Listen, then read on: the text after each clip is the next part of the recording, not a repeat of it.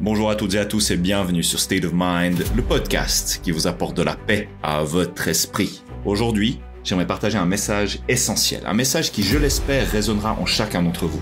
Celui de rester une belle personne malgré l'adversité. Dans ce monde où la critique est facile, la médisance se répand plus vite que la lumière, il est parfois tendant de répondre par la même énergie négative. Mais laissez-moi vous poser une simple question. Que gagnez-vous à descendre au même niveau que ceux qui vous blessent ? Absolument rien. Au contraire, vous perdez tout ce qui fait votre force, votre lumière, votre bonté et votre bienveillance. Les épreuves ne nous définissent pas, elles révèlent notre véritable nature. Lorsqu'on est confronté à l'injustice, aux critiques ou aux attaques, on a deux choix.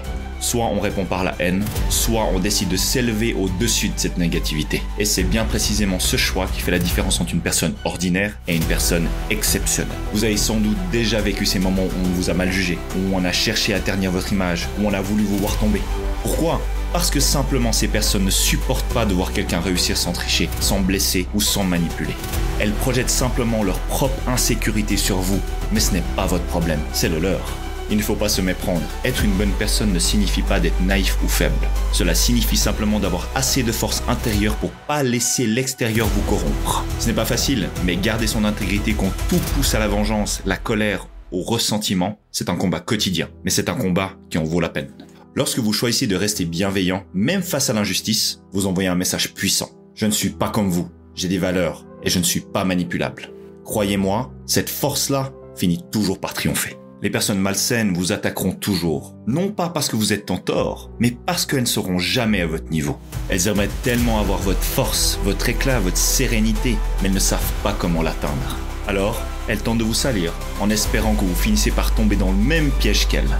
Mais votre mission est bien plus grande. Votre rôle n'est pas de vous abaisser à leur niveau, mais d'inspirer, d'être un exemple de résilience et de dignité, de montrer que la bienveillance est une puissance intraitable.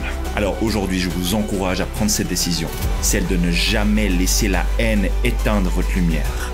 Il y aura toujours des obstacles, des injustices, des épreuves, mais ces difficultés ne doivent jamais vous détourner de votre essence.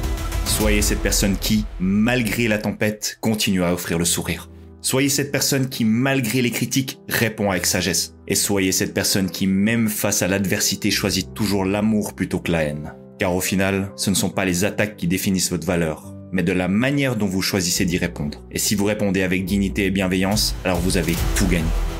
Mesdames et messieurs, merci infiniment d'avoir suivi le podcast aujourd'hui. Si vous avez aimé cet épisode et vous souhaitez plus de contenu, n'hésitez pas à vous abonner. En attendant, prenez bien soin de vous et à très vite pour un prochain épisode.